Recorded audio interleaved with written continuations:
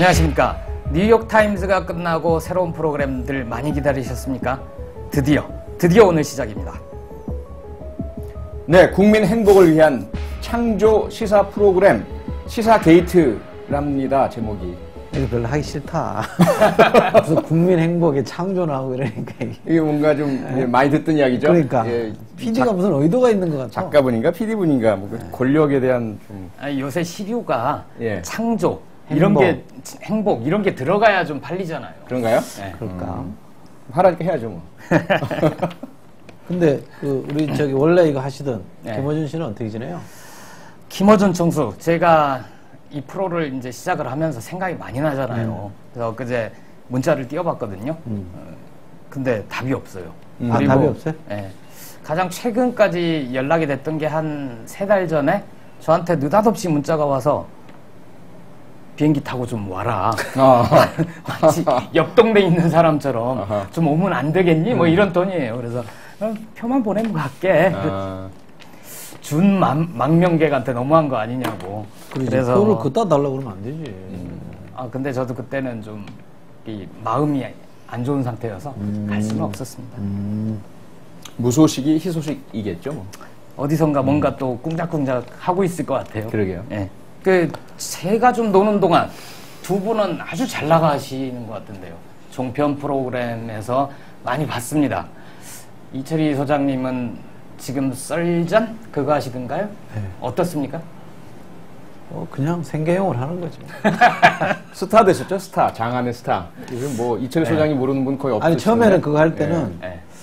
그 이상한 놈 왜 두 사람이랑 앉아서 그러고 있느냐 그러더라고요. 놈이라 그랬어요. 정확하게. 예. 특히 강모 놈. 네.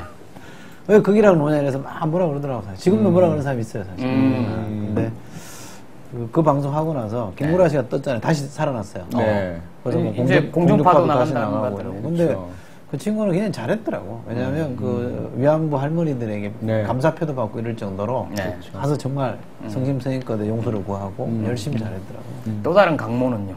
강모는 조금 근데 방송은 떴어요. PD들이 굉장히 좋아하더라고. 네. 방송감이 좋다면서 좋아했는데 근래 어떤 아나운서 한 분이 직격탄을 날려가지고 약간 또 상처가 나긴 했는데 강모는 3년 뒤에 나옵니까?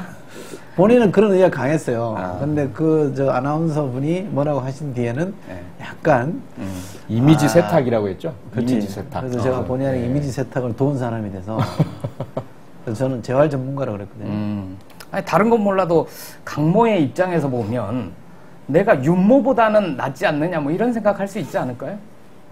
그거는 확실한 것 같아요. 확실하죠. 윤모랑 비교되는 것에 대해서는 굉장히 불쾌하게 생각하는 것 같아요. 그런데 비교는 안 되지만 그거보다는 낫다는 걸로 또 세탁할 수도 있잖아요. 그렇게 될 것 같지는 않고 아주 엄밀하게 말하면 연관어 검색으로 뜰까요? 왜냐하면 우리 정치도 보면 과거에 무슨 일이 있어서 그 사람이 어떤 행위가 있잖아요. 그럼 이유는 다 없어져 잊혀져요. 그때 그 사람이 왜 그랬지는 모르고 결과만 머릿속에 남는 거야. 이미지만 남죠. 이미지만. 그러니까. 예. 근데 그 이미지는 사실은 방송을 통해서 이 친구가 많이 극복을 하긴 했어요. 그렇죠. 많이 했는데 그게 이제 정치 국회의원 다시 할 정도로 바뀌었느냐? 그건 아직 좀 미지수인 것 같아요. 예. 네. 그래서 그 본인의 숙제로 좀 남아 있는 것 같아요. 좀 스스로 망가지는 이미지 뭐 이렇게도 가는 것 같대요. 그럼요. 저공비행 낮게 가면서 과거에 좀 권위적이었던 그런 그 여당 국회의원의 이미지를 좀 희석화시키고 자신의 잘못을 그런 좀 조롱거리가 되기도 하고 희화화되기도 하면서 좀 씻어내는 그렇죠. 긍정적으로 볼 수 있는 측면도 있는 것 같아요. 다만 근데 피해자들인 아나운서분들 입장에서는 볼 때마다 불편할 것 같아요. 저 사람이 저렇게 해서 자기 잘못 다 그냥 세탁해버리고 그러게요. 또 정치할 거 아니야? 뭐 이렇게 보시는 것 같아요. 그거를 본인이 풀어야 돼요. 그렇죠. 네. 그러니까 뭐 국민들도 피해를 본 건 사실이에요. 그러나 가장 직접적으로 자존심에 상처를 받은 사람들은 아나운서 하시는 분들이잖아요. 그러니까 그분들이 사실은 용서를 해줘야 맞습니다. 이분이 면죄부가 받는 건데 아직 그까지 못 갔으니까 갈 길이 멀죠. 근데 대중적 인기만 추구해서는 풀리지 않을 거라 이거지. 그렇죠. 요 숙제 하나 남아 있어요. 더 잘하세요. 제가요? 들으라고 한 얘기. 세탁을 더 잘해주셔야죠. 직격탄을 해야지 정색을 하고. 표 박사님도 네. 시사돌 짓고 네. 그거 하셨었잖아요. 근데 왜 갑자기 중도하차 하셨어요? 예, 전 딱 8회까지 했고요. 네. 아시잖아요. 그 정치적인 그 논란에 휩싸이면서 네. 제가 사실 그게 또 연결이 되거든요. 그 마지막 회 그 전에 7회 때가 노회찬 이제 전 의원을 게스트로 모시고 제가 나왔었잖아요. 그렇죠. 이철희 소장님 딱 나오셨고 현장에 계셨고 근데 그 모시기가 쉽지 않잖아요. 종편에 사상 최초로 나오셨고 그랬다면 뭔가 저는 이제 마음의 빚이 좀 있었다고 생각을 했거든요. 그리고 그 노원병에 이제 선거가 시작되고 막 지지도에서 열세 몰리시고 그 김지선 후보가 그런 가운데 이제 제가 좀 멘토 도와드리는 아무것도 아니죠 멘토다 들어왔으면 좋겠다라고 하셔서 예 가겠습니다라고 말씀드렸는데 그게 이제 방송사 입장에서는 시사 프로를 진행하는 사람이 정치적인 어떤 그 편에 설 수 있느냐 뭐 이렇게 됐죠. 그래서 저보고 멘토단을 좀 그만뒀으면 좋겠다. 근데 그 상황은 이미 제가 멘토단에 합류했다는 사실이 언론 보도에 다 나가서 김지선 후보에게 있어서는 일종의 정치적인 이 선거에 있어서의 어떤 뭐 전략 중에 하나가 됐는데 차라리 처음부터 안 갔으면 모르지만 제가 그만둔다라고 하게 되면 상당히 커다란 그 손실을 입게 되시는 거죠. 이미지 타격도 입게 되시고. 표 박사님은 보수잖아요. 네. 왜 진보 후보로 멘토를 하시나요? 제가 그래서 보수의 예의라고. 아니, 멘토를 하시는 분이 뭔 죄가 있어요? 의뢰하는 사람이 뭐 문제는 없고요. 여기 보수 진보가 있습니까? 서로 뭐 돕고 사는 거죠. 서로 존중하고 인정하고. 예. 그 멘티가 문제라는 거예요. 그 두 프로보다 이걸 더 잘 만들어야 되잖아요. 그렇죠. 예. 근데 제가 보니까 그때도 돌직구를 너무 날려서 힘들겠다 싶더라고. 미움을 좀 많이 받았죠. 그때 못 던진 돌직구 여기서 확 던져주십시오. 기회를 좀 주십시오. 표 박사님은 이 프로그램을 어떻게 끌고 가실 생각이십니까? 일단 재미있어야 되고요. 네. 그리고 시청자분들이 재미있으셔야죠. 시간 가는 줄 모르고 막 그냥 신나게 보시고 들으셔야 되고 그러면서 의미가 딱 이렇게 숨겨져서 이렇게 전달되는 그런 좀 전략을 사용해서 두 가지 맛이 있어야 된다. 그렇죠. 재미와 의미. 맞습니다. 예. 재미는 누가 해야 돼요? 김 기자님 하셔야죠. 재미는 제가 할게요. 의미를 하세요. 알겠습니다. 당신은 뭐해? 난 뭐 하지? 진행할게요.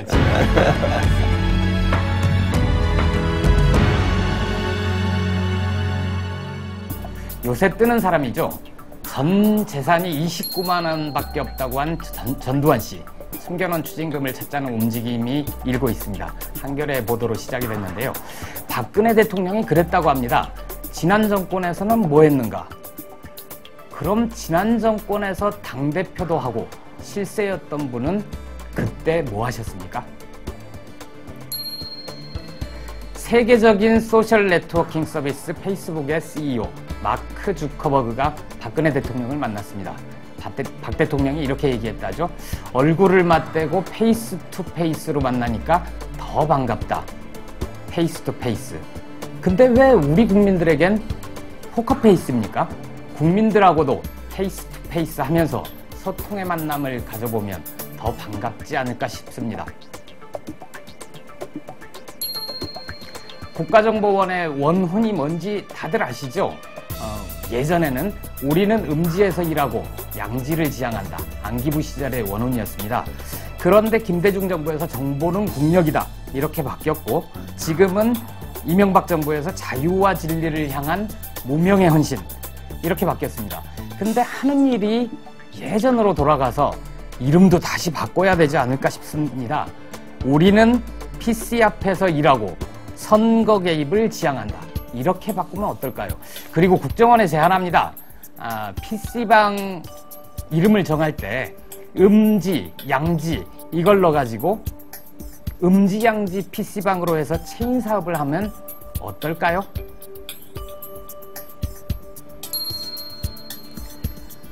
대선 며칠 전 저를 바쁘게 했던 사람입니다. 김용판 전 서울경찰청장인데요. 이분이 이런 얘기를 했습니다. 작년 국정원 간부로부터 중간 수사 결과를 발표하라는 독촉 전화를 받았다. 이렇게 얘기를 하면서 수사 외압 의혹이 불거지고 있죠. 사채나 카드 독촉 전화도 참 무섭습니다.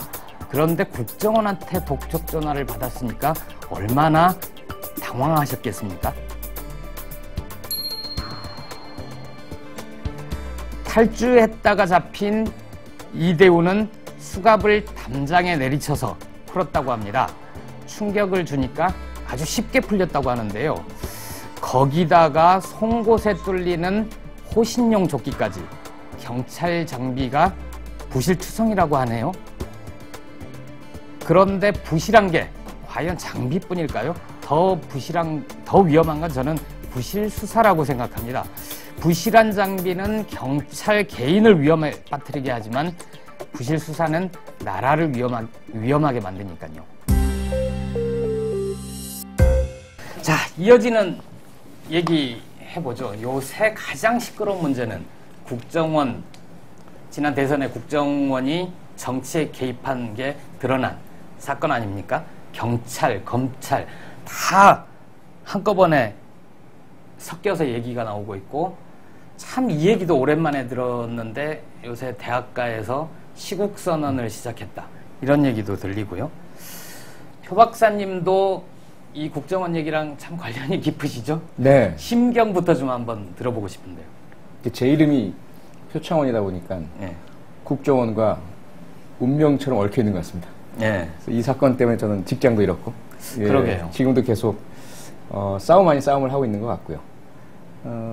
다만 분명히 말씀드렸고 계속 그 입장이지만, 국가정보는 우리 국가를 지키고 국민들에게 안전을 가져다주는 정말 중요한 기관입니다. 네. 결코 우리가 무시해서도 안 되고, 이런 사건 때문에 존재 자체를 부정해서도 안 되고요.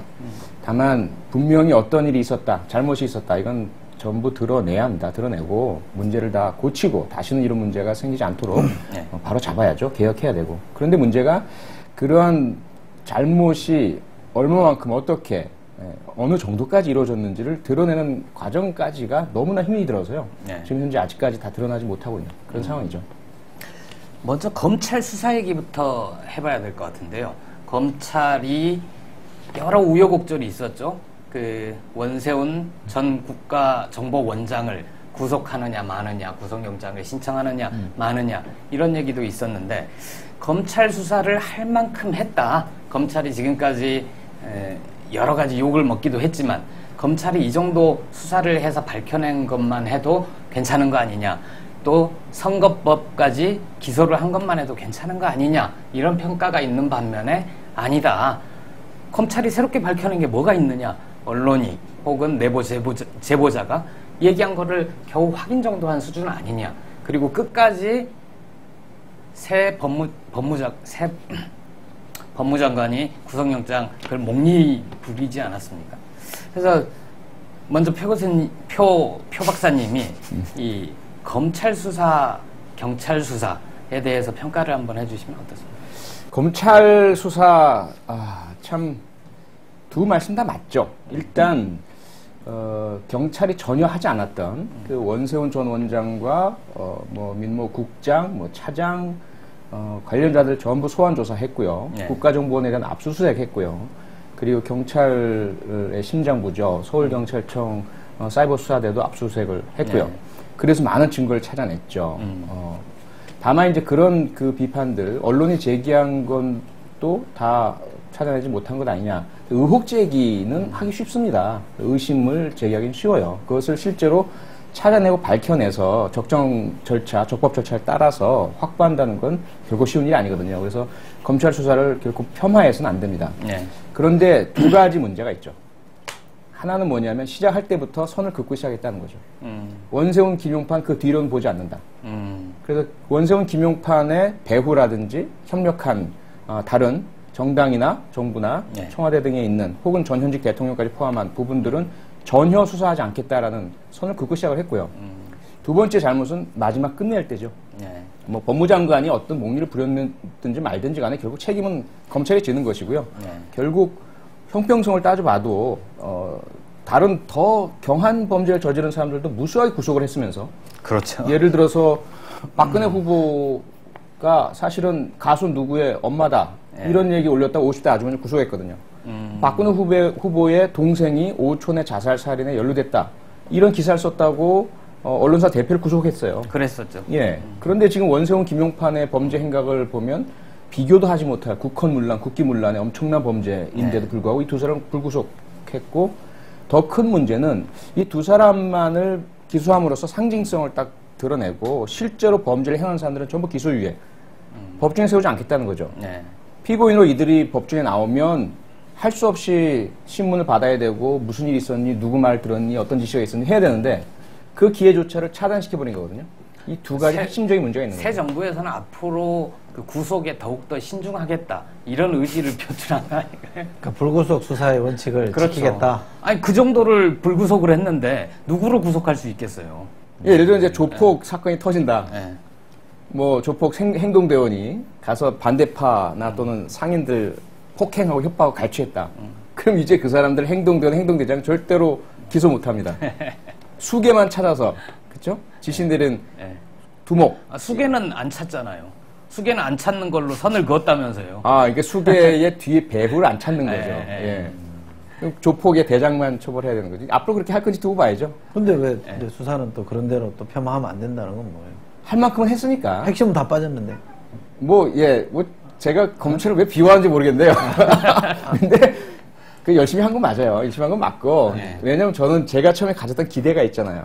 처음에 정권 안 바뀌면 이 사건은 절대로 진실 안 밝혀진다. 라고 생각했고 말씀드렸고. 근데 검찰 하는 걸 보고 제가 기대를 갖게 됐단 말이에요. 네. 야, 진짜 저 사람들 믿어도 되나 보다. 과거에 뭐 새검, 떡검, 그랜저검 이거 벗으려고 하나 보다. 국민 사랑을 받고자 하나 보다. 그래서 막 응원도 드렸고 우리 네티즌들께도 응원합시다. 대검찰청 홈페이지에 글 남기시다 막 이렇게 했어요. 많은 분이 남겨주셨어요. 근데 그 기대가 이제 허물어지면서 가슴은 많이 아팠지만 그래도 보면 그 과정까지 가는 동안 수사한 것들은 참 열심히 했다. 그건 뭐 인정해 줘야 될 것 같습니다. 검찰이 국정원을 압수수색한 게 굉장히 이례적이죠. 이례적이죠. 예전에 한두 번 정도 아마 네. 있었을 겁니다. 네. 근데 이번에 국정원 압수수색을 통해서 검찰이 이전에 나왔던 의혹 말고 새로 밝혀낸 게 있나요? 의혹을 확인한 거죠. 확인한 거. 예, 확인한 거고, 네. 아직 확인 안 된 것도 물론 있고요. 네. 예. 근데 그 확인이란 것도 분명히 의미는 있습니다. 왜냐하면 우리 누구나 생각하잖아요. 과연 김 씨 혼자 했겠느냐. 네. 거기다 그 국정원이 초기에 나온 태도를 보면 김 씨가 잘못한 것 같다. 개인 부정 비리인 것 같다. 우리가 감찰하겠다. 이렇게 안 나왔거든요. 감싸 안고 데려가고 비호하고 보호했단 말이에요. 그러면서 통상 업무다라고 그냥 손을 그어버리고 전혀 불법 행위가 없다. 네. 그러면 그건 뭐냐면 지시 받아서 했다. 조직적인 업무였고 그리고 통상적인 근무 행태로서 그 행위를 했다. 이걸 이제 우리가 알 수 있는 거죠. 이 사건이 굉장히 복잡하니까 이철희 소장님이 지난 대선 사흘 전 김용판 전 서울경찰청장의 지시로 이 사건 수사 발표를 한 때부터 개략적으로 좀 정리를 한번 해주실 수 있어요? 왜냐하면 어려운 걸 왜 저한테? 아니 그걸 간단하게 할 수 있는 게 시사평론가니까. 시작은 이렇게 된 거죠. 시작은 민주당이 당시에 제보를 받고 네. 그 이른바 여직원이라고 하는 집을 쳐들어간 거죠. 박근혜 당시 후보의 표현에 의하면 마치 성폭행범을 연상하는 방법을 취해서 네. 그 앞으로 가서 40시간 동안 못 나오게 막고 선관위 직원하고 경찰하고 같이 들어갔는데 처음에는 못 밝혀냈고요. 아무것도 네. 못 찾았는데 그 다음에 조금 뭔가 의심스러워서 이제 확인 작업에 들어갔는데 16일이죠. 12월 16일 날 3차 TV 토론 끝난 다음에 발표는 수서경찰서에서 했죠. 네. 수서경찰서에서 혐의 없다. 선거에 개입한 단서가 없다. 확인된 바 없다. 그래서 발표를 했는데 그걸 가지고 그 다음날 아침에 박근혜 후보가 흑색 선전과의 전면전을 선포하고 이 문제가 사실이 아닐 경우에는 문재인 후보는 책임져라. 이렇게 요구를 했습니다. 그리고 19일 선거가 있었고 졌죠. 근데 결과적으로 109만 표 차이로 네. 승패는 갈렸습니다. 그리고 사실은 누가 아까 우리 저 표주박 선생 얘기처럼 표주박 그렇게 갈 거예요? 표 박사님 얘기처럼 이게 안 밝혀질 거다라고 되게 짐작을 했잖아요. 근데 이게 왜 이제 밝혀지는 쪽으로 움직였느냐 하면 네. 한겨레가 원세훈 전 원장의 강조 지시 말씀을 터뜨린 거죠. 네. 그러면서 수사를 안 할 수가 없게 간 거 아닙니까? 그 내용을 보면 뭐 정말 어떻게 할 수 없을 정도의 내용들이 나오잖아요. 예컨대 뭐 4대강 문제 제기하는 건 강에 처박지 그걸 가만히 두냐 이런 식의 표현들도 막 나오고 네. 이대로 가다가는 종북 좌파 세력이 정권을 잡게 생겼는데 뭐 이렇게 나오는 거잖아요. 그런 것들 때문에 이제 수사가 사실은 이제 검찰이 좀 속도를 내서 진행을 한 거고 그래서 많은 사실들이 좀 밝혀진 거예요. 뭐 예컨대 경찰이 외압을 넣어서 그렇게 됐다는 게 드러났는데 사실 그 과정에서는 권은희 수사과장의 정언이라 그럴까 용기 있는 정언이 좀 결정적으로 또 물꼬를 트는데 작업을 좀 했고요. 물론 재밌는 얘기입니다만 그 와중에 또 광주의 딸이라는 표현을 써서 문의상 좀 재밌게 만드신 분도 있고 예. 어쨌든 그렇게 가서 검찰이 수사를 좀 뭐 예상 외로 강도 높게 좀 진행을 한 것 같고요. 수사팀장이라는 것도 윤석열 팀장인가요? 네, 그분도 윤석열. 상당히 뭐 기계 있게 좀 수사를 한 것 같고 그렇게 해서 결과적으로 지난달 27일인가요? 검찰이 구속수사, 선거법을 적용하고 구속하겠다는 의견을 법무부 장관한테 보고를 했는데 법무부 장관이 조금 더 법리를 더 검토해봐라는 식의 통상적인 의견 교환을 통해서 발목을 잡은 거죠. 그렇게 아까는 몽리라고 표현하셨는데 그렇게 해서 15일간 보름을 끌었습니다. 그러다가 마침 기소일 며칠 안 남겨놨죠? 공소시효, 예, 공소시효 8일 전에, 예.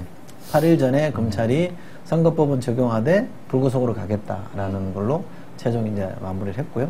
또 수사 결과도 발표를 했습니다. 그 내용에 의하면 어쨌든 73건이 확인이 된 거고요. 증거가 조작되지 않고 없어지지 않고 인멸되지 않고 남은 걸 다 뒤져보니 1700건이 넘는데 그중에 직접적인 선거 개입으로 볼 만한 게 73건이 있다라고 확인을 한 것이고 그래서 선거에 개입했다는 것은 분명하게 확인이 된 겁니다. 근데 지금 지금 여당은 겨우 73건인데 전체 얼마 되지도 않는데 그걸 가지고 뭐 이렇게 대통령이 바뀌었느냐 나라를 떠들썩하게 만드느냐 이렇게 얘기를 하고 있는 거고 또 선거법을 적용한 거는 잘못됐다 재검토해라라고 공개적으로 압박을 하고 있고 담당 주임검사의 전력 뭐 운동권 전력까지 꺼내고 아까 말씀하신 것처럼 국정조사는 사실상 못하겠다고 지금 나자빠진 거죠. 못하겠다는 거고 여기서 얘기 갈래가 여기까지 와 있습니다. 굉장히 많이 뻗쳐나올 텐데 전 사실 그 원세훈 전 국정원장을 어느 정도 알아요. 그리고 이 양반이 그 이명박 정부 내에서도 몇 번의 위기가 있었습니다. 그래서 그럴 때마다 조용히 숨어버리고 또 잊혀지고 지나가고 하는데 원장님 지시 강조 말씀 굉장히 충격적이더라고요. 그거 보면서 이런 표현이 적절할지 모르겠지만 뭐 우리 뭐 하고 싶은 말 확신범이다 이건. 확신범이죠. 네. 확신범이죠. 그러니까 이 양반 입장에서 보자면 이건 정치 개입이고 선거 개입이 아니고 이건 성전이에요. 성스러운 전쟁. 자기가 뭘 잘못했는지 몰라요 아직도. 자기는 잘했다고 생각하고 확신범인데 있어요. 종범이잖아요. 그렇죠. 그렇다고 볼 수 확신범이면 있죠. 종범이죠. 주범은 누굽니까? 아까 그건 뭐 이제 다들 짐작하시겠지만 어쨌든 제가 청와대에서 본 경험이나 이렇게 비춰보면 국정원장이라는 사람이 누구를 위해하지 않고는 그런 짓을 못해요. 그렇죠. 그 사람이 지금 뭐 독립운동하는 것도 아니고. 국정원장이 위할 사람이 누구예요? 그래, 아니 그러니까 그건 뭐 다 아실 거 아니에요. 부인, 그러니까 부인 아니고 부인. 주례 보고 하잖아. 주례 보고 하면 용도가 다 있는 거거든요.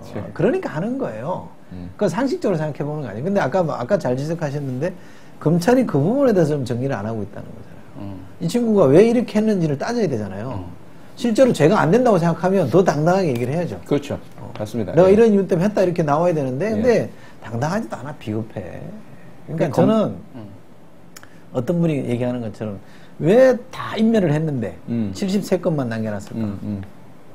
이것도 난 계산된 것일 수 있다라는 생각. 하나의 가설로 우리 김호준 씨가 잘 아는 업무론에 의하면 업무 프레임에 의하면 그럴 수 있다고. 그래서 이 그렇죠. 친구들이 예. 재판 가면 무죄 나올 수 있다는 확신을 할 수도 있어요. 이건 여기서 끌기보다는 그거 가서 재판을 받아서 그냥 끝내버리겠다라는 생각도 나는 했을 수도 있겠다. 하나의 가설로 보면. 그러니까 이게 이 양반, 이 친구들이 그냥 어설프게 하다가 좀 꼬리를 당겨서 이게 잡힌 게 아닌 것 같다. 상당 기간이 시간이 있었잖아요. 그것까지 계산된 것이다. 그렇지. 그런 이야기가 나오죠. 그렇지 않을까요? 4개월 넘게 아무도 체포 구속 안 됐고 네. 압수수색도 경찰 그 수사기관 중에는 이루어지지 않았거든요. 그랬죠. 오늘의 유머라는 특정 사이트 서버 이외에는 네. 그 기간 동안에 아이디 전부 다 탈퇴하고 글 다 삭제됐어요. 검찰 수사 결과에서 그런 얘기를 했죠. 그런데 73개월도 남아있었단 말이에요. 그리고 1700 몇 개, 그리고 총 개수는 5700 몇 개예요. 댓글이 남은 건 그 국정원 직원의 아이디로.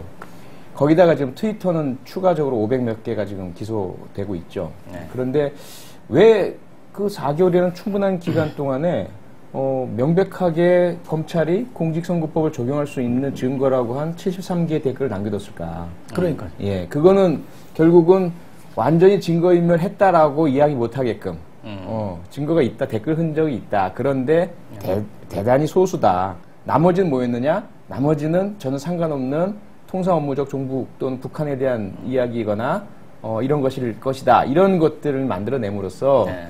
결국 조금의 파울 플레이는 있었지만 처벌받을 만큼은 아니지 않느냐. 딱 선별된 것만 남긴 거예요. 그러니까 뭐 문재인 3건 뭐 이러잖아요. 겨우 에게 막 이러잖아. 근데 오늘 한 언론사가 뭐 이런 건 밝혀들 YTN이 한 거에 의하면 트위터 복구했다는 거 아니에요. 2만 건을. 네. 언론사도 그렇게 쉽게 하는데 그렇죠. 검찰이 그걸 못했다라는 거는 저는 굉장히 평가를 잘했거든요. 지금까지 방송 나와서도 참 검찰 최동욱 검찰 믿을 만하다. 잘하고 있다 막 이랬는데 그 아까 얘기한 것처럼 이 실제 실행한 직원들 5명인가요? 구속 안 한 거. 이거 좀 약간 의구심이 있고 이번에 YTN이 한 게 진짜 실제로 그렇게 쉽게 용이하게 복구가 가능한데 검찰이 안 했다 그러면 저는 이건 부실수사다. 상당한 성과를 내긴 했지만 근본적으로 부실수사라는 생각이 들어요. 그런 생각도 들어요. 저는 이 74건, 3건 그 얘기를 들으니까 73건. 73건. 그 73건이라고 그래요. 방송입니다. 제가 맨날 혼나요. 그래? 아니, 그 얘기는 관두고 이 확신범이라고 그랬잖아요. 네. 원세훈 입장에서 보자면 자기가 성전을 벌이고 있고 어떤 후보는 반드시 되면 안 되는 그 자를 반드시 떨어뜨려야 되는데 과연 국정원이 댓글 달기만 하고 있었을까요? 근데 잠깐만 그 성전이 예를 들면 뭐 보수라든지 뭐 진짜 국가를 하는 이거에 취해서 성전을 벌였다. 이거 아닌 거예요. 이 사람은 자기가 모시고 있는 보스를 위한 그게 이익되는 것만 하겠다라는 게 성전의 명분이에요. 그러니까 이건 성전이 아니에요. 사전이야, 사전. 그렇지 않아요? 네, 사적인 철저하게 자기 일을 임명한 사람을 맞습니다. 예. 돕는 쪽으로만 움직인 거예요. 근데 왜 움직였을까? 이게 왜 자기 보스한테 도움된다고 봤을까? 그것도 짚어야죠, 사실은. 그걸 안 짚고 넘어간 건 정말 핵심을 빠뜨린 거예요. 그러니까 그게 이제 지금 새누리당이나 그 박근혜 후보 측에서 본인은 아니시지만 주변에서 이야기하는 게 자신들도 피해자다 이거죠. 그 행동들이 나쁜 건 안다, 잘못된 건 안다. 그런데 원세훈 전 국정원장이 자기 보스인 이명박 전 대통령을 위해서 한 건데 얼떨결에 이게 대선 기간으로 넘어가다 보니까 이게 선거에 개입한 것처럼 비춰지고 선거의 정통성에 문제가 생겼다. 너무 억울하다. 이제 이런 얘기를 하는 거거든요. 근데 그게 이제 대선 기간으로 오게 되면서 이 원세훈 전 국정원장과 전 이명박 대통령의 이해관계가 미묘해지는 거죠. 박근혜 후보하고 사이가 안 좋잖아요. 싸웠고 막 난리 났었죠. 그 안에서. 그런데 때로는 우리가 적의 적은 동지가 되는 일이 생겨버리니까 아무리 미우고 싸웠지만 그 반대편의 정권이 넘어가면 4대강이며 뭐 각종 비리며 측근 비리며 이런 것들이 다 드러날 것 아니겠는가. 여기서 모종의 이 공통 이익이 생겨버린단 말이에요. 그러니까 이게 대단히 미묘해요. 그래서 검찰 수사가 정말 성역 없이 압력 없이 유혹 없이 끝까지 갔다면 우리가 알 수 있었겠죠. 도대체 어느 시점에서 그 이해관계가 만나는지 혹은 만나지 않는 건지 우연하게 전 이명박 대통령을 지키고 보호하기 위해서만 했었는데 박근혜 후보에게는 어부지리적인 그런 이익이 돌아가는 형태가 된 것인지 아니면 박근혜 후보 선거운동 본부 측에도 누군가가 그 과정에 어떤 시기부터 서로 협의가 된 건지 이게 사실은 수사를 통해서 밝혀져야 되거든요. 임기 뒤를 보장하는 그렇죠. 뭔가의 네, 뭔가의 모종의 딜이 있었던 건지. 그게 이제 장관이 구속을 자꾸 피하려고 애를 쓴 걸 보면 지금 얘기한 퇴임 이후에 뭔가에 대한 게 있었다라는 이제 우리가 경험적으로 보면 경험치에 입각해 보면 그런 그렇죠. 느낌을 받죠. 그렇죠. 우리가 왜 또 정치를 오래 했었으니까 우리 보잖아요. 어느 날 갑자기 MB하고 박근혜라는 정치인이 잘 지내요. 티격태격하고 사실은 4대 강도 세종시 수정 이런 것도 사실은 박근혜 후보 때문에 박근혜 당시 전 대표 때문에 안 됐잖아요. 이게 사이가 굉장히 안 좋았거든. 안 좋았죠. 물 밑에서도 많이 다투고 그랬는데 어느 날 갑자기 밀월 관계로 들어가기 시작하잖아요. 근데 우리가 그 당시에도 그런 얘기를 많이 했었는데 청와대 분위기가 박근혜 쪽으로 가고 있다는 거예요. 박근혜 아니다. 에서 박근혜 불가피한 거 아니냐 쪽으로 움직이기 시작한다는 흐름이랑 맞아떨어지거든요. 그게 이제 작년 한 그렇죠. 8월, 9월 정도 되는 건가요? 둘이 청와대 회동. 그렇죠. 그 이후에 이제 일종의 미를 관계갖고 또 박근혜 당시 후보는 현직 대통령, 인기 없는 현직 대통령한테 탈당하라는 요구 이런 것도 안 했고 전혀 문제제기를 안 했단 말이에요. 이게 업무론 프레임으로 보면 뭐가 탁탁탁 맞아떨어져요. 필요한 식의 아이템들이 공급이 되는 거기 때문에 아주 재밌는 그림이 나오는데 저는 그럼에도 불구하고 그렇게 문제를 접근하면 안 된다는 생각이 입증을 못하죠. 그래서 저는 이 문제는 대선 승패와 관련된 문제를 접근하면 별로 안 밝혀진다. 지금 새누리당도 그것 때문에 사실은 엄청난 물타기를 하고 있는 거 아니에요. 사실 브레이크를 걸고 있는 거거든요. 떼쓰고 있는 거거든요. 자기들끼리 원내대표끼리 합의한 것도 못하겠다고 지금 나자빠지는 거기 때문에 저는 그렇게 하지 말고 또 정직하게 제가 얘기하면 이 문제 그렇게 간들 대선 결과 바꿀 수 있냐 이거예요. 이미 못 바꾸잖아요. 그렇다면 그게 이제 아마 우리 저 표박이랑 저랑 좀 다른 부분이 있을 수 있는데 그렇다면 이 문제는 정말 그대로 저는 아주 드라이하게 국기문란 사건으로 가자. 그렇게 해서 최종적으로 가서 주범이 누군지 나올 수 있으면 더 좋고 그래서 그것이 처벌이 되면 더 좋고 그렇지 않으면 한 발짝도 나가기 어렵다. 근데 이 최근에 새누리당의 공식 입장이라고 할 만한 걸로 보면 과연 이 사람들이 이제 한두 명이 아니라 한두 명 정말 꼴통 같은 사람들이 있잖아요. 그 사람들이 뭐 검사가 어떠니 저떠니 얘기를 하지만 그건 무시하고 그럼 과연 당의 입장으로서 여당의 입장으로서 이 사안에 대해서 어떻게 생각하고 있는가. 이건 정말 국기문란 행위고 국정원과 경찰이 선거와 정치에 개입한 사건이다. 이렇게 개념 규정을 하고 보는지 아니면 진짜로 공식적으로 나오는 얘기 들어보면 민주당이 오히려 이 건을 이용했다. 뭐 이런 논평 나오고 그러잖아요.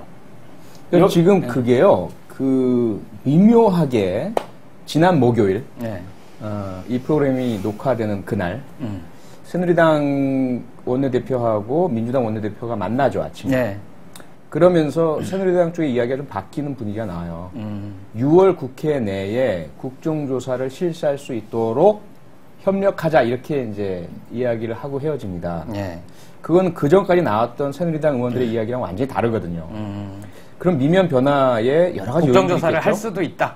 하도록 협력하겠다라는 거죠. 그러면서 내놓은 이야기들이 뭐냐면 우리도 이 문제가 심각한 건 안다. 잘못됐다. 국정원의 국기문란이다. 그런데 그것 못지않게 민주당 쪽의 문제도 있지 않느냐. 인권 침해도 분명히 있었고 그리고 그 감금 문제에 대해서 검찰이 수사하는데 왜 안 가느냐. 출두하지 않아서 이 문제 수사 안 끝난 거 아니냐. 이런 거죠. 그래서 이 민주당 쪽의 책임론을 얘기하면서 뭔가 민주당 쪽도 변화를 보이고 타협의 여지가 만들어지고 명분이 만들어지면 국정조사에 합의할 것 같은 분위기를 보이고 있어요. 거기엔 아마 저 트릭이에요. 그러니까 그게 두 가지 해석이 가능하겠죠. 하나는 정말 고도의 정치적인 전략을 통해서 슬슬 물타기 하면서 우리도 할 만큼 했는데 결국 민주당 때문에 국정조사 못했다. 이렇게 해서 책임론을 벗어나려는 행동일 수도 있고요. 다른 한쪽은 이 변화의 원인이 무엇이냐에 따라 다르겠죠. 그 원인 중에는 학생들, 서울대 학생들을 중심으로 해서 학생들이 성명서 발표하고 서명하고 검찰청 찾아가고 시위가 여기저기서 일어나고 이게 자칫 잘못하다가는 정말 과거 80년대 상황 혹은 지금 터키적인 상황처럼 될 수 있지 않을까라는 위기감 이런 것이라면 그 어떤 내부에서의 변화도 한번 긍정적으로 볼 수도 있지 않을까. 저는 새누리당을 저는 그렇게 트릭이라고 보는 그렇게 보지는 않고요. 되게 이제 국정조사를 하자 이렇게 해놓고도 막상 테이블에 앉아서 누구를 대상으로 할 거냐, 국정조사 대상으로 뭘로 할 거냐, 정의를 누구로 할 거냐고 티격태격하다가 안 되는 경우들이 많거든요. 그렇죠. 지금도 사실 합의해놓고 안 된 것들이 있어요. 그렇기 때문에 새누리당이 제일 부담스러운 게 이거예요. 지난 원내대표끼리 합의해놓고 야 그걸 부정 안 하겠다고 나자빠지는 거는 쪽팔린 거죠. 쪽팔린 거지 속된 말로. 그러니까 하긴 한다. 근데 우리 것만 너가 문제제기한 것만 하지 말고 우리가 문제제기도 하자. 이렇게 나오면 민주당이 받을 수 있겠어요? 인권유린 이걸 받을 수 있겠어요? 내가 매직 받을 수 있겠어요? 못 받거든요. 그러면 이게 깨지는 건데. 근데 그거 왜 못 받죠? 받으면 되죠? 못 받아요. 제가 볼 때는 그거는 안 돼요. 그 6월 말이면 뭐가 있죠? 한중 정상회담 있잖아요. 그럼 6월 국회 끝나잖아요. 그러면 정기국회로 넘어가잖아요. 정기국회는 국정감사가 있어요. 그렇죠. 할 수 없어요. 6월 국회만 넘기면 이거는 물 건너가는 겁니다. 제가 볼 때는 시간 끌기거든요. 새누리당 이걸 받을 이유가 없고요. 이걸 받는 순간 아마 그 박근혜 대통령한테 엄청난 부담을 준다고 생각할 거예요. 왜냐하면 이게 대선의 정통성 문제와 관련된 거란 얘기를 새누리당이 먼저 꺼내요. 더 예민하게 반응을 해요. 그렇죠. 민주당은 사실 그런 얘기 잘 안 하거든요. 예, 안 왜냐하면 문재인 후보 자체가 그렇게 얘기 안 하거든. 그거하고는 상관없다 이렇게 선을 그어버렸단 말이에요. 그래서 박 대통령은 이 문제를 제대로 수사해서 엄정 처리하는 걸로 해주면 그게 책임지는 거라고 정리를 해줬잖아요. 산행 가서 기자들이랑. 그럼 다 부담을 덜어준 거면 하면 맞거든. 제 두 분의 입장이 살짝 다른 부분이 그게 있는 것 같아요. 박근혜 대통령에게 어느 정도의 책임을 물을 수 있고, 뭐 사건의 개념 규정 같은 거는 뭐 큰 차이는 없는 거 아닙니까? 국기문란행위고 우리 정말 그 말 많이 듣고 그 말 좋아하는 데가 사실 보수당이에요. 국기문란 얘기를 처음 꺼낸 게 새누리당이에요. 네. 이 건에 대해서? 네, 이 건에 대해서. 네. 그 저랑 그 토론하셨던 TV 토론하셨던 권영진 전 단장 그분이 꺼내셨어요. 네. 이게 사실이라면 있을 수 없는 국기문란 네. 행위다. 근데 어떻게 그런 일이 있겠느냐? 수차례 있어 왔던 국기문란이죠. 근데 역사상 그런데도 불구하고 도저히 있을 수 없다 이제 이렇게 하셨죠. 근데 그게 참 저는 그분이 너무 안타까운 게 현직으로 가기 전에 잠깐만 이걸 짚고 갑시다. 예. 그러니까 이 정원이를 부려먹은 사람, 아까 원자 돌림이라 그랬잖아요. 예. 창원이를 자른 사람이 누구예요? 전지가 아니에요, 전지. 근데 이 양반은 뭐라도 입장 표명이 있어야 되는 거 아니에요? 자기가 임명한 최측근 인사 국정원장이 골프 치러 다니기 바쁘잖아요. 이런 짓을 했으면 최소한 미안하다는 뭐라도 있어야 되는 거 아니에요? 아, 그건 인간의 도리를 아는 분에게 요구할 수 있는 거고요. 근데 왜 이런 건 나는 정말 진짜 염치 없는 사람이라고 그쵸. 생각하고요. 맞습니다. 예. 무슨 도의적으로도 자기 책임이 있어야 되는 거 골목 성명이라도. 그렇지. 네? 아니면 박근혜 백담사 가셔서 말씀하시죠. 검찰을 비판이라도 하든지 못 받아들이겠다. 나는 내 수적인 원세훈의 얘기를 믿겠다라고 하든지 아니면 미안하다고 하든지 아니면 박근혜 대통령 뭐 만나자 이렇게 하든지 뭐 있어야 되잖아요. 잊혀지고 싶은 거죠. 아니 부지런히 나다니더만 골프도 치고 뭐 부시도 만나러 다니고 뭐 테니스도 치고. 그러니까. 근데 왜 이럴 때만 가만히 있냐 이거. 정말 나는 비겁한 사람인 것 같아요. 그거 자기 책임져야 되는 거 아니에요? 힘이 쭉 빠지네요. 이쯤 되면 그렇지 않아요? 되게 대통령 정도 되면 이쯤 되면 대통령 정도 했던 그럼, 사람이면 다 내 책임이다. 네. 내 부덕의 소치다. 뭐 이런 정도 멘트는 나와야 내가 관리를 잘못했다. 그래도 우리 국민들이 좀 덜 쪽팔리잖아. 5년 동안 그렇게 한 사람인데. 그렇죠. 정말 참. 그래서 이게 이철희 소장님은 전략적으로 이렇게 보시는 거고 네. 저는 좀 단순하니까 순수하게.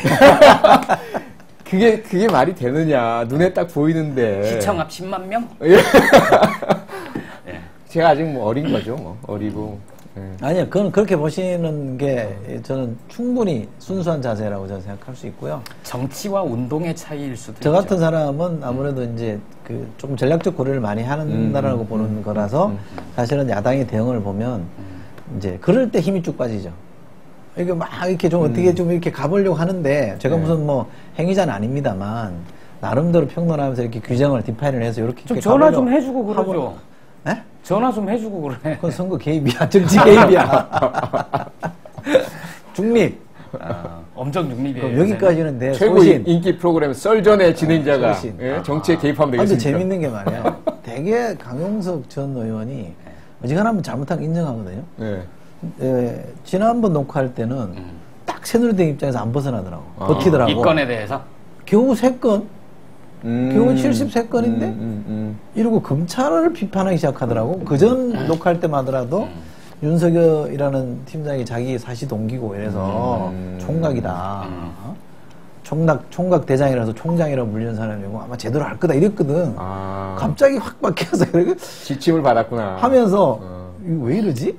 이게 내가 좀 끝나고 나서 계속 의문이 있었거든요. 물어보죠. 여기도 뭔가 커넥션이 있는 거야. 있죠. 있겠죠.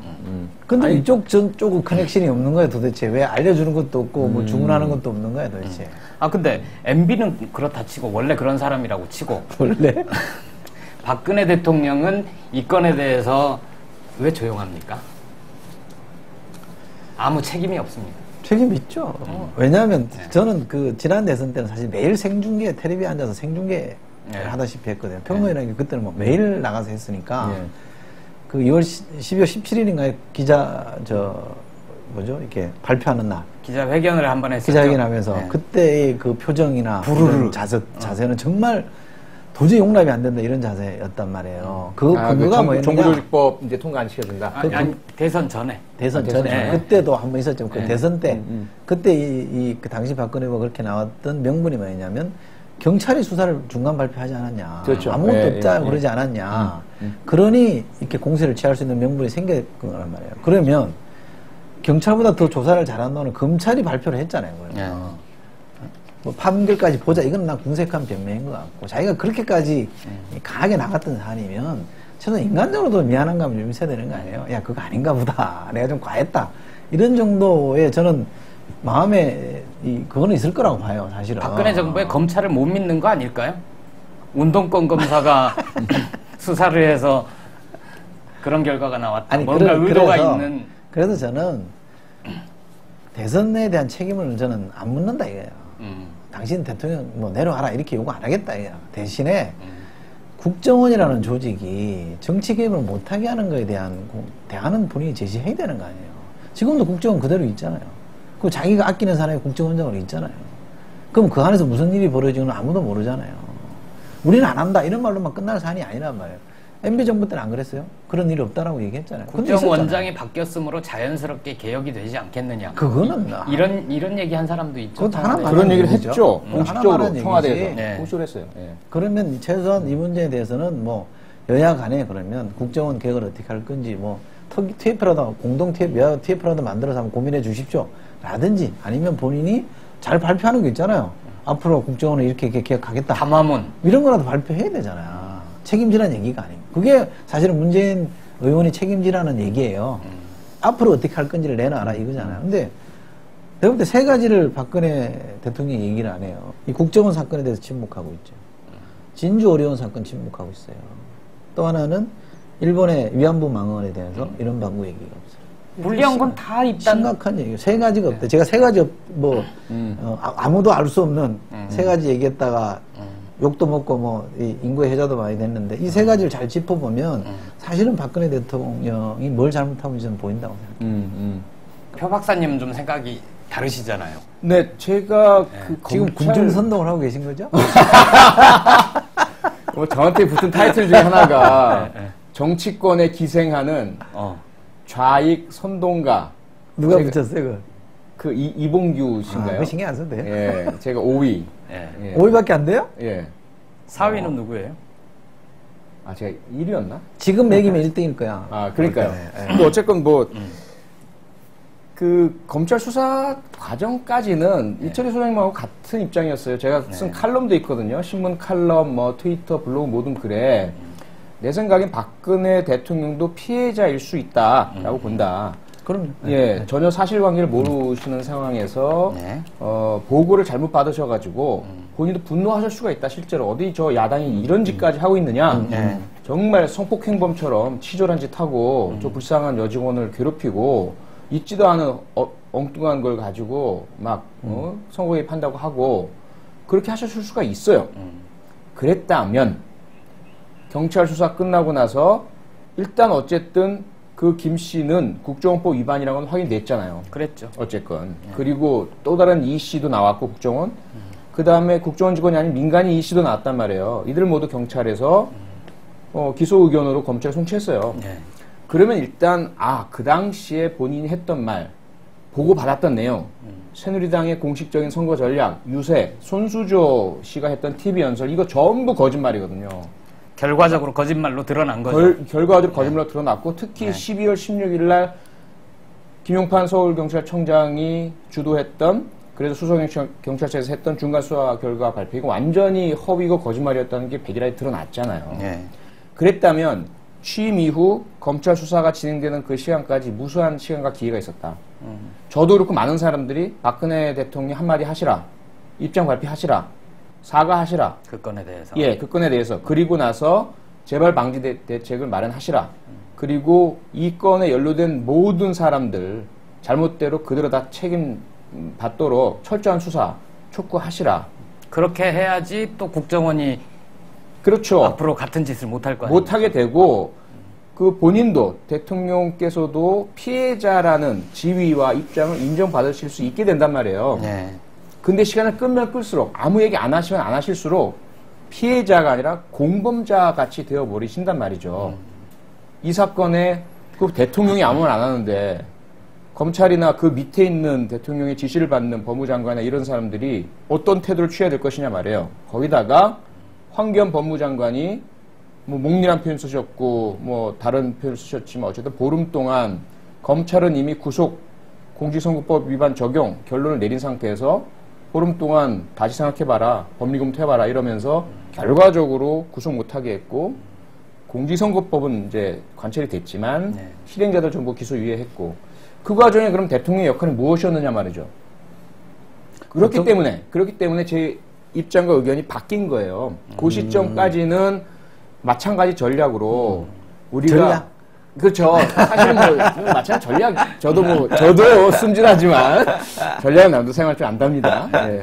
그래서 박근혜 대통령께서 이 부분에 있어서 책임을 벗으시고 대신에 그 이외의 모든 사람 책임 물리고 그 이전에 이명박 대통령과 원세훈 국정원장이 망쳐놓은 국가의 기관, 정보기관, 경찰 이 부분에 대한 진상, 죄상 다 드러내도록 해주시고 그리고 나서 책임질 자 다 책임지게 하고 다시는 이런 일이 일어나지 않도록 개혁 확실하게 하시고 야당과 협력해서 같이 하시든지 국민이 납득할 수 있는 사과를 하시고 그러면은 얼마나 좋겠는가라는 희망을 제가 가졌었던 거죠. 그래서 수시로 많은 이야기를 했어요. 그런데 아무 얘기 안 하시고 지나가셨고 결과적으로는 여기서 그래도 계속 박근혜 대통령은 책임 없습니다라고 해드릴 염치가 전 없는 거예요. 이쯤 되면 박근혜 대통령이 책임지셔야 합니다. 사퇴하십시오. 제게는 개인적으로 더 이상 대통령이 아닙니다. 이런 얘기를 제가 한 거죠. 왜? 대통령이라면 헌법을 수호하셔야 되고 법률을 지켜주셔야 하고 국가기관들이 제 역할을 할 수 있도록 해주시는 것이 가장 기본적인 임무 아니겠느냐는 거죠. 그런데 지금까지 진행된 상황을 보면 본인이 직접 어떤 말과 행동을 했는지 우리는 전혀 모르지만 결과적으로 드러난 것을 보면 대통령의 지휘권 하에 있는 법무장관이 행한 것이 결국 수사에 대한 축소, 왜곡, 압력 아니겠느냐. 지금 기소된 김용판 전 서울경찰청이 한 짓과 무엇이 다르냐라는 거죠. 본질적으로. 그렇다면 이미 박근혜 대통령의 책임을 묻지 않을 수 있는 시기나 내용이나 기간이나 방법은 모두 이제 지났다. 책임을 지셔야 된다. 근데 책임을 지시는 게 어떤 형태로 어디까지 지실 것이냐. 이 부분은 조금은 양보해드릴 수는 있죠. 제가 아무리 힘은 없지만. 그래서 제가 계속 강조하는 것은 국민이 납득할 수 있는 그걸 해주신다면 사과라는 것도 방법이 될 수가 있다. 뭐 저 혼자 남아서 안 됩니다. 사퇴하십시오. 이런 뭐 저만 바보 되는 거 아니겠어요? 국민이 저 정도면 돼. 불쌍하다. 대통령이 얼마나 힘드냐. 이렇게까지 되면 된다는 거죠. 그런데 그런 입장과 태도를 안 가지신다면 제가 문제가 아니고 지금 다수 국민들께서 가만히 안 있으실 거란 말이죠. 그러니까 이럴 수 있지 않을까요? 그러니까 뭐 제가 꼭 그렇게 생각한다는 건 아닙니다만 예. 대통령 입장에서 생각해 보면 정말 우리가 저쪽이랑 지난 정부랑 만약에 뭔가 이 결탁이 돼서 서로 이해관계가 일치해서 뭔가 커넥션이 있었고 거기에 의해서 움직였다면 내가 검찰이 저런 발표하도록 내버려 뒀겠냐. 그것만 봐도 내가 얼마나 이 건에 대해서는 문간한지 알만한 거 아니냐. 그리고 나는 실제로 나는 국정원 이렇게 쓸 생각 없어. 나는 그렇다 이 말이에요. 스스로는. 그러니까 이걸 자꾸 그쪽으로 몰고 가는 사람들이 야속할 수도 있잖아요. 옛날 정부 같으면 사실은 저런 발표가 나오면 안 돼요. 검찰이 저런 발표 할 수가 없어. 그렇잖아. 네. 실제로 새누리당에서 그 얘기를 했죠. 내가 캥기면 예. 미리 단속을 했겠죠. 단도리를 해서 못하게 막았겠지. 다 드러나게끔 이렇게 응슬프게 했겠냐. 이런 항변도 할 수는 있을 것 같아요. 그러니까 박근혜 대통령 입장에선 지금 침묵을 계속하고 그렇게 해석을 해주면 좋겠다. 그런데다가 저는 물론 제 감입니다. 이것도 뭐 확신이 없는 건데 저는 이 건에 박근혜 대통령이 만약에 무슨 모의가 있었다거나 커넥션이 있다 그게 관여됐다고 보지는 않습니다. 그러나 새누리당의 누구나 캠프의 누군가 관여할 가능성은 있어요. 그렇죠. 그러나 그렇죠. 그것이 박근혜 대통령 인지하에 이루어졌느냐 저는 그건 아닐 거라고 봅니다. 그러나 어쨌든 이것이 이렇게 불거진 이상 대통령으로서 저는 기관으로서 헌법기관이잖아요. 대통령. 그렇죠. 개인이 아니라 헌법기관으로서 대통령은 책임질 부분이 있다는 거예요. 그리고 이걸 어떻게 잘, 케어한다 그럴까요? 잘 관리를 해서 좋은 방향으로 갈 수 있게끔 하는 거는 대통령의 책임이에요. 근데 아무 언급도 안 하고 있다는 얘기는 그런 점에서 저는 기관으로서 대통령이 책임을 방기하고 있다는 점을 좀 분명히 좀 짚어야 된다고 생각해요. 그러니까 그 부분이 단순 비교만 하자면 윤창중 사건 때 대통령이 한 말씀 하셨잖아요. 대국민은 아니었지만 수석 비서관 회의에서 그것도 모양새가 아주 웃기게. 내가 사람 속을 참 모른다는 걸 알았다. 어쩜 그럴 수 있느냐. 나도 속았다. 사람 속을 모르니까 그렇게 옆에 이야기 좀 들어보라고 했잖아. 그러니까 근데 어쨌든 그 부분에서 언급을 하셨잖아요. 하셨고 네. 잘못이다. 네. 유감이다. 표명하셨잖아요. 네. 근데 그 사건을 보자면 그 사건 재판 갔나요? 안 갔잖아요. 수사 결과 나왔나요? 안 나왔잖아요. 국정원 사건은 경찰 수사 결과 발표 나왔죠. 검찰 수사 결과 발표 나왔죠. 네. 수없이 많은 증거 나왔죠. 그리고 그 경중을 따진다 하더라도 윤창중의 그 성추행 문제가 심각하고 개인에 대한 정말 엄청난 인권 모독의 범죄이긴 하지만 그 크기나 영향으로 봤을 때 과연 국정원 사건만 하겠습니까? 이게 훨씬 더 큰 거죠. 그렇죠. 그런데 전혀 아직까지 한마디도 안 하신다는 것, 그건 도저히 우리가 납득을 못하는. 그래서 전 생각이 박근혜 대통령 개인의 문제가 아니라 이 정부의 위기관리 능력에 엄청난 문제가 있다. 위기가 발생했을 때 어떻게 대응해야 하는지에 대한 매뉴얼이 작동 안 하고 있다. 그래서 왜 제가 자꾸 박근혜 대통령의 책임을 묻냐 하면 박근혜 대통령의 개인이 문제가 아니라 앞으로가 더 문제라는 거죠. 이 4년 넘게 남았잖아요, 대한민국이. 그런데 이런 방식으로 앞으로 위기를 다 대응할 거냐 말이에요. 지금 경제 위기, 북한 위기, 전력 위기, 무수하게 많은 위기들이 있는데 국민의 지지와 신뢰도 다 못 얻고 위기 때마다 침묵으로 일관하고 의혹 불로 일으키고 장관들, 청와대 비서관들 엉뚱한 짓 하고 이런 식으로 계속 해나갈 거냐 말이죠. 그렇기 때문에 제가 그럴 거면 사퇴해라. 그럴 거면 사퇴하라 이거죠. 그렇게 국가를 자신 없게 운영해 나갈 것 같으면 네. 대한민국 좀 제대로 이끌어라 이런 말이죠. 계속 제가 얘기를 듣는데 꼬박꼬박 전대를 해요. 우리 가끔씩 박근혜라고 하기도 하고 뭐 사과해야 된다라고 얘기하잖아요. 표 박사님은 뭐뭐 하시고 이런 사람이 더 미워. 그쪽에서 보면 더 미워. 그러니까 그 사람들이 잘 모를 수 있어요. 표 박사님이 박근혜 사퇴 이렇게 얘기를 하니까 이렇게 문제가 드러나서 지난 선거에 하자가 있었으므로 당신은 그 자리에 있을 자격이 없다. 사퇴하라. 이렇게 생각하는데 할 수도 있는데 그게 아니라 그 논리가 아니다는 거죠. 한 번도 그런 얘기 해본 적이 없습니다. 한 번도. 그 이후에 대통령으로서 해야 될 맞습니다. 책임을 방기하고 있는 것. 그렇죠. 그런 식으로 계속 할 거면 사퇴해라. 그렇죠. 그러니까 박근혜 대통령님께서 이 방송을 보시고 보겠어요? 안 봐요. 그래도 새로 만들었는데 보고 전달해 드리죠. 테이프. 정말 생각해서 하는 얘기잖아요. 그럼요. 대통령으로서 책임을 진짜야? 저는 얘기 안 해요. 저는 이제 그 개인이 아니라 대통령 개인이 아니라 대한민국을 생각해서 그럼요. 국민을 생각해서 그런 거죠. 다 그런 거 아닙니까? 저도 그렇게 생각해요. 진짜지? 박근혜 대통령이 잘 해야 된다고 생각해요. 저는 잘 돼야 된다고 그럼요. 생각해요. 그럼요. 네. 그럼요. 박근혜 저는 대통령- 잘 해야도 아니야. 잘 돼야 된다고 생각해. 잘 돼야 된다. 잘해서 잘 돼야 돼. 어허. 그래 야당이 정신 차려.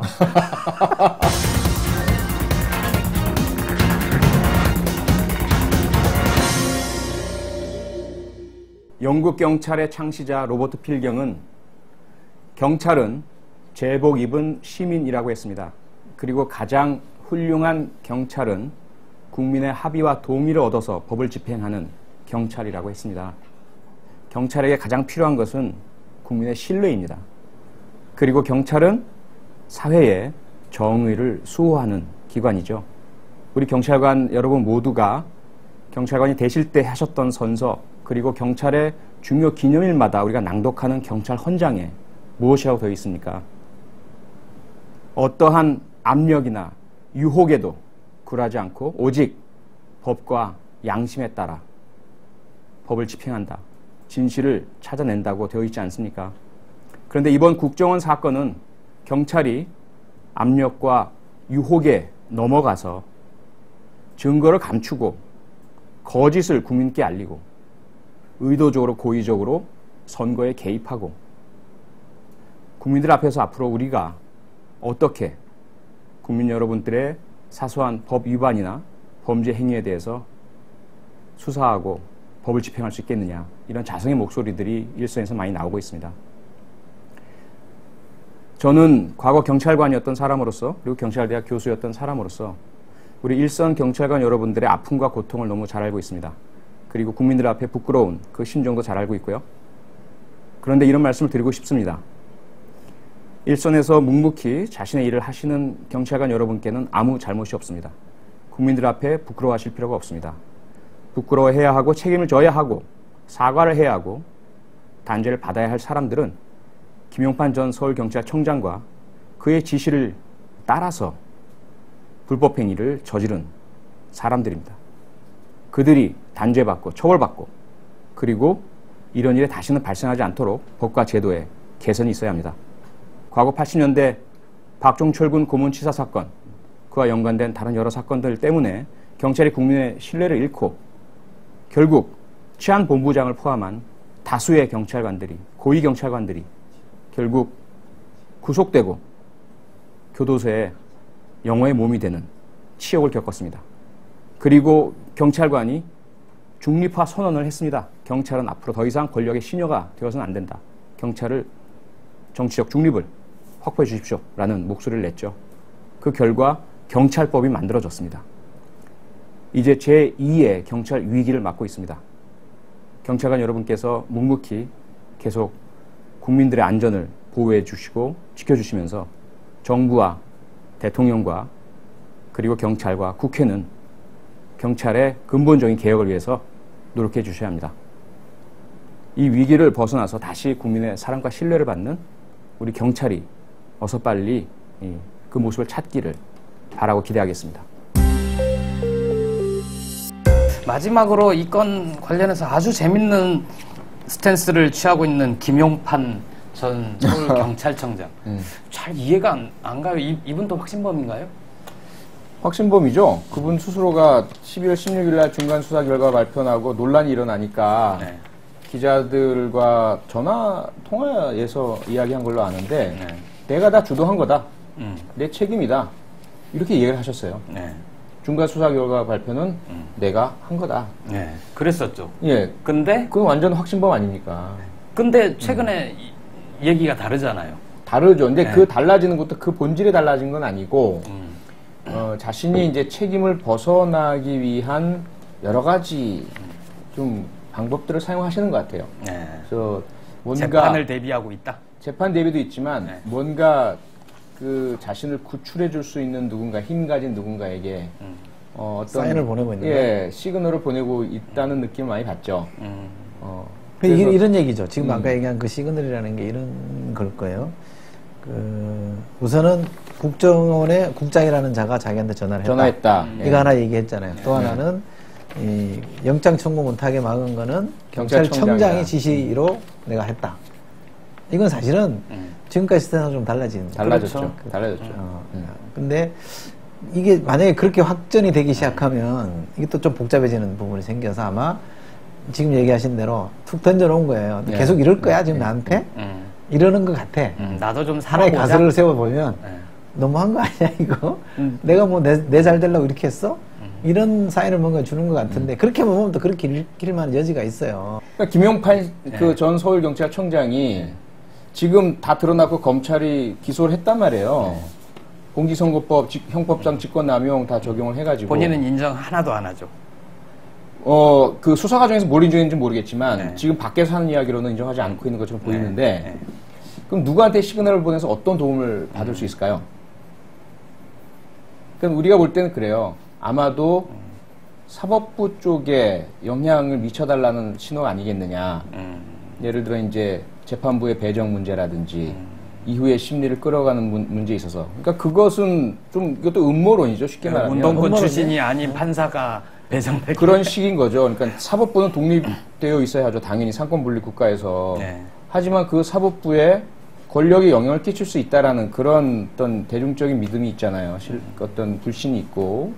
만약에 이분이 정말 누군가에게 시그널을 보내고 있는 거라면 본인을 구해줄 수 있는 건 누구겠느냐라는 거죠. 재판이 남아있고 재판에서밖에는 어떤 자신에게 구원이 올 수 있는 게 없는데 뭐 그런 거 아니겠느냐라는 거죠. 근데 이 사람은 만약에 뭔가 배우가 있다라는 음모론을 계속 좀 발전시켜 본다 그러면 네. 이미 배신당한 거 아니에요. 서울청장만 하고 악역은 했는데 더 못 올라가고 잘렸잖아요. 그러니까 배신당한 거잖아, 이 사람은. 그러니까 그 프레임에서 본다면 이 사람은 지금 헛다리 짚고 있는 거예요. 여기까지 내가 볼 때 굳이 안 해줄 것 같아. 완전히 그러니까, 선이 끊어진 거예요. 근데요, 그러니까 그게- 양심선언하는 게 맞아. 그게 그러니까 그게 맞는데 다 틀어놔야 돼. 예, 이분의 생각은 다를 수가 있어요. 왜냐하면 자신이 팽당한 건 아니다. 끝까지 자기를 보호해주고 싶었는데 자꾸 밖에서 떠들어대니까. 그러니까 법무부 장관이 버티기 한 게 자기 구속 안 시키려고 그런 거다. 그렇죠. 라고 그렇죠. 해석할 수 있지. 그렇죠. 실제로 그럴 수도 있고, 실제로도. 그런 해석도 나오죠. 예, 결국은 그 기사에도 그런 게 있죠. 사실은 원세훈 전 원장을 구하려고 한 게 아니라 김용판 전 서울청장을 지키려고 그렇게 여러 법무장관을 포함한 사람들이 애를 쓴 것이다라는 그런 분석 기사도 있었어요. 근데 사실은 그럴 수 있어요. 왜냐하면 그 당시 수사를 경찰이 하고 있었단 말이에요. 그러면- 김용판은 MB 사람입니까? 박근혜 사람입니까? 아니 근데 그 요즘 뭐 최근에 또 나오는 얘기 들어보면 이틀 전에 하루 전에 원래 서울청장이 딴 사람으로 내정됐는데 예. 바뀌었다는 거 아니에요? 당일 그날. 이런 것도 이제 음모론을 풍부하게 만드는 신빙성 있게 만드는 소재 중에 하나인데 근데 이 사람이 이제 경찰이 수사를 하고 있었으면 내가 만약에 당시 새누리당에서 뭔가 전략을 고민하는 사람이다. 상황을 관리해야 되는 사람이다 그러면 경찰을 찌르게 돼 있어요. 국정원보다는 사실은. 경찰을 먼저 움직여서 우선 덮는 게 중요하죠. 그렇잖아요. 그러면 뭔가 작용했을 가능성은 이쪽이 맞죠. 네. 그러면 실제로 이 현 정부의 핵심 인사든 뭐 주변 인사든 현 정부에 관계된 인사들이 김용판하고 뭔가 거래가 있을 수는 있겠죠. 거래든 뭐 주고받는 거래든 아니면 전화를 한 것이든 부탁을 한 것이든 있을 가능성은 여기가 더 많죠, 사실은. 거기다 국정원보다는. 더 중요한 문제가 뭐냐면 원세훈 전 원장 그리고 국정원이 행했던 문제들은 전 정권 문제입니다. 대선 기간 중에 했다 하더라도 네. 선거와 관련이 있다 하더라도 문재인 후보 비방이 있고 야당 비방이 있고 좌익으로 몰고 종북으로 몰고 박근혜 후보에 대한 지지가 있었다 하더라도 그게 자기들을 위해서 자기가 살려고 네. 했다고 할 수가 있어요. 그렇죠? 다 끊을 수가 있어요. 김용판 청장의 12월 16일 날 중간 수사 결과 발표 이거는 도저히 현 정권과 연계성을 부인할 수 없는 문제거든요. 그렇죠. 예, 선거에 대한 직접적인 영향 이외에는 다른 목적이 없단 말이에요. 그렇기 때문에 사실은 원세훈보다는 김용판 전 서울청장이 현 정권으로 봐서는 아킬레스 건이라는 거죠. 가장 위급한 약점이고 급소 부분이 될 수 있는 거죠. 그러니까 김용판 전 서울청장도 당연히 잘 알겠죠, 그 부분을. 그러니까 나 구해주지 않고 이렇게 내버려 두고 나를 범죄자로 만들고 교도소하게 만들면 나 가만히 안 있을 거야. 이런 어떤 무언의 시그널들이 나오고 있는 것이 가만히 아닌가. 안 있어주면 좋겠어. 그러니까요. 사실은 본인이 좀 카밍아웃 해가지고 차라리 역사의 어떤 영웅이 되고 아, 이런 것도 커밍아웃이라는 표현을 쓰 어쨌든 뭐 커밍아웃이네. 밖으로 나오는 거니까. 오늘 첫 시간인데 너무 진을 빼면 다음에 안 오고 싶을 것 같아요.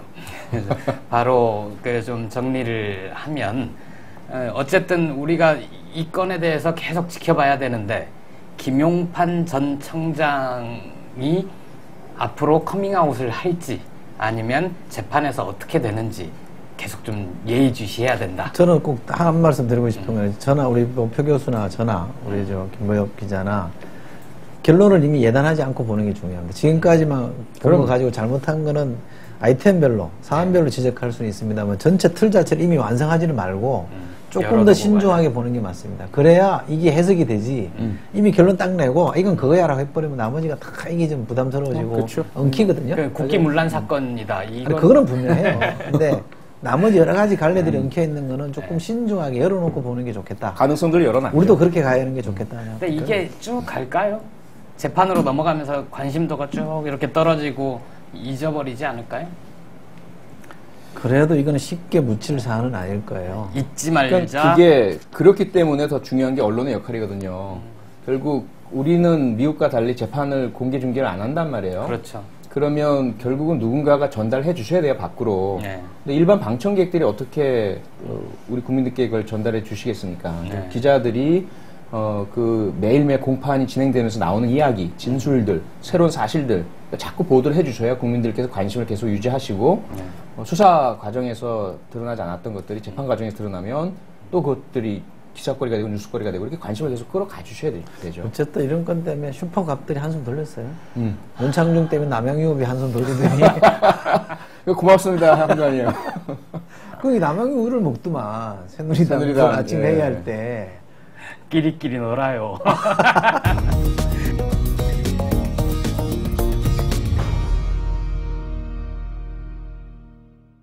미국에서 권춘미 씨가 보내주신 사연입니다. 안녕하세요.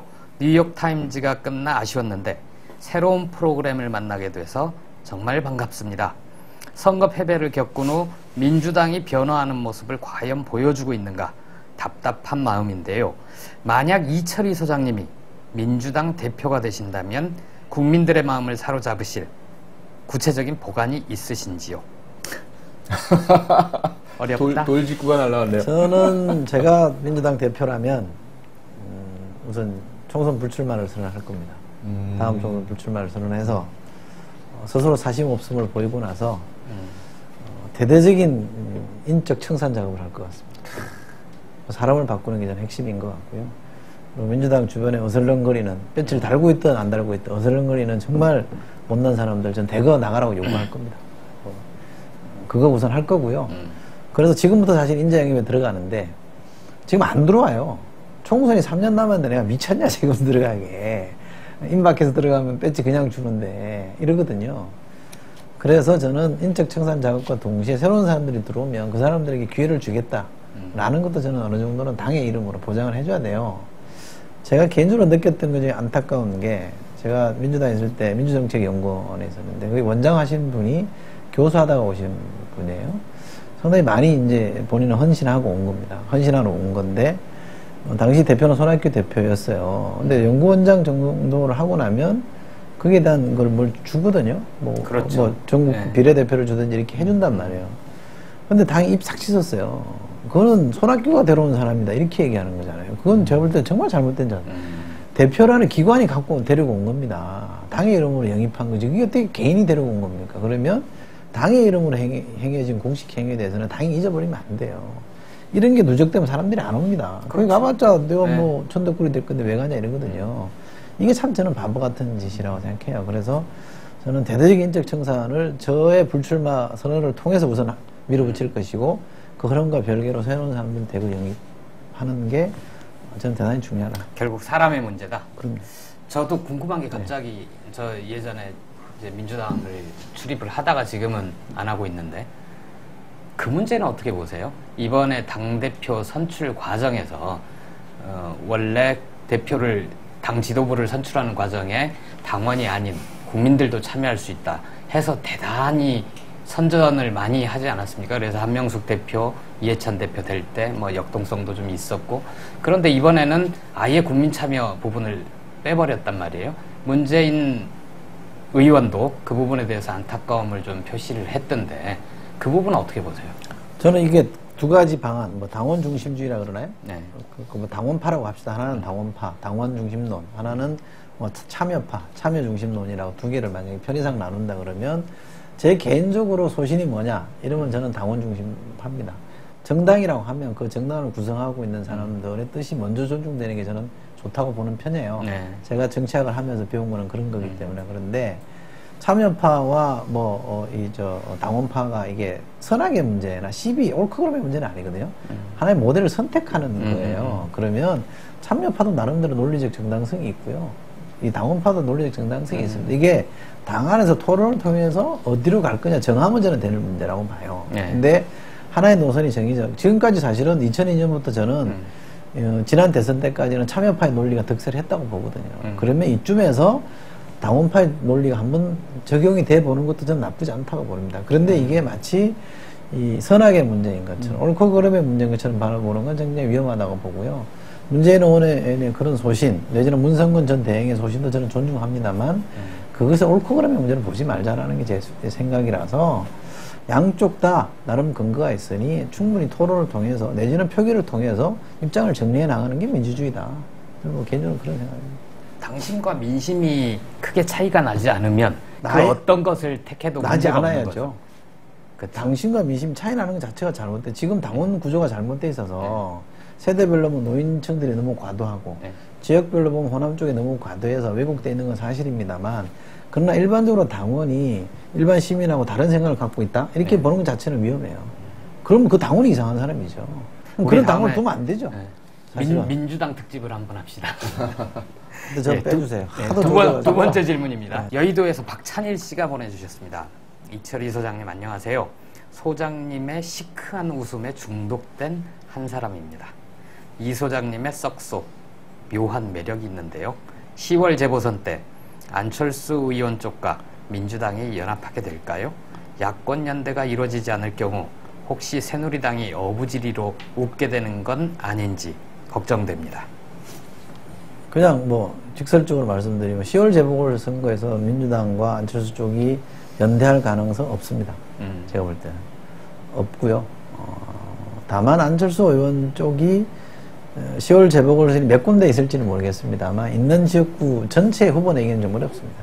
아마 전략적으로 선택한 몇 군데만 내게 될 거기 때문에 뭐 그런 정도의 국지전이라고 하면 일시적 뭐 어느 정도 새누리당한테 유리하게 간다고 할지라도 지금 야당 이판이라 그러면 감수해야 될 고통이다라고 생각하고요.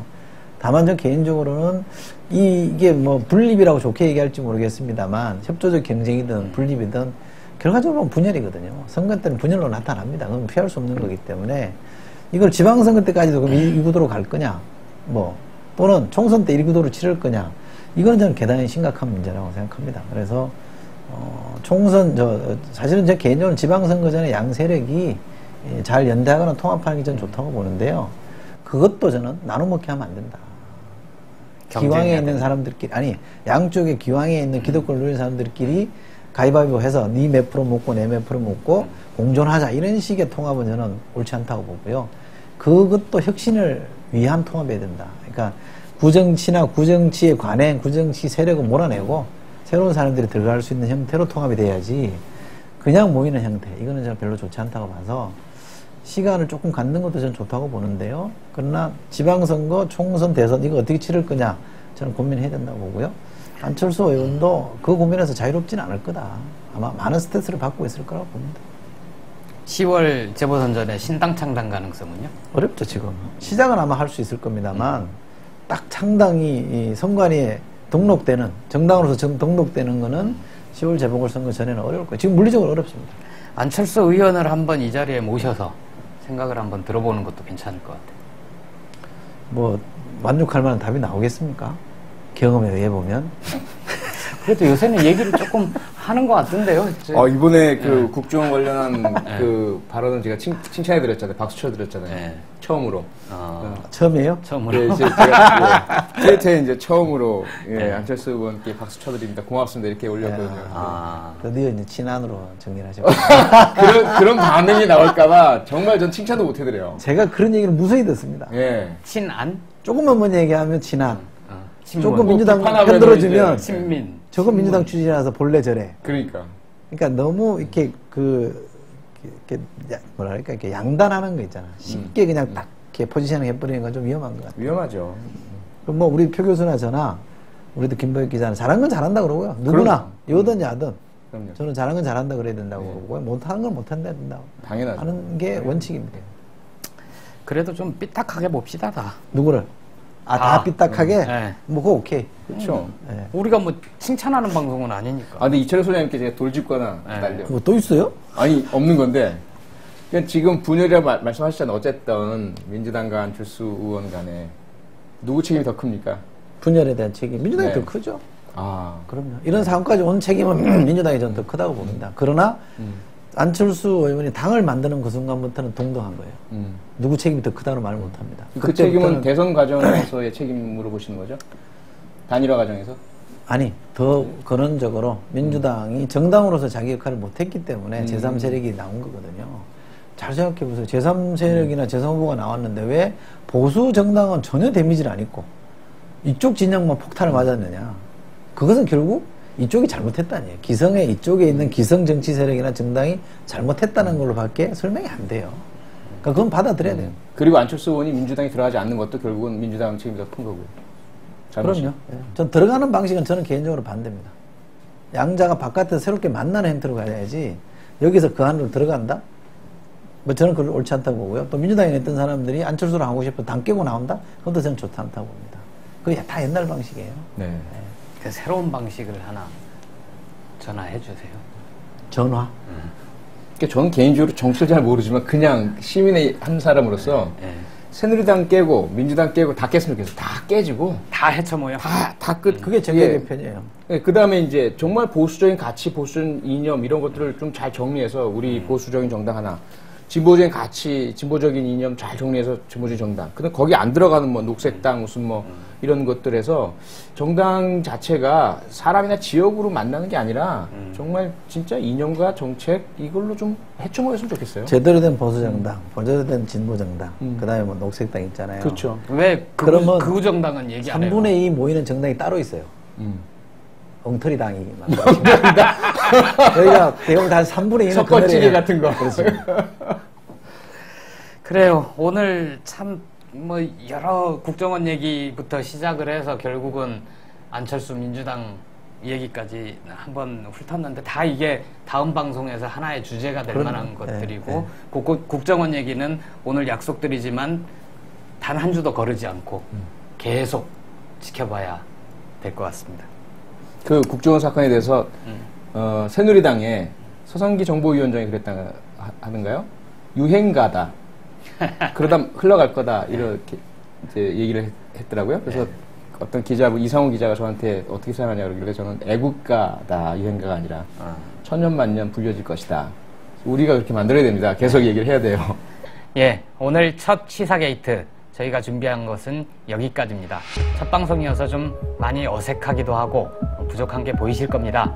앞으로 부족한 거는 조금씩 더 보완해 나가도록 하겠습니다. 칭찬과 격려와 비판 부탁드리고요. 다음 시간에 다시 만나 뵙겠습니다. 고맙습니다. 고맙습니다.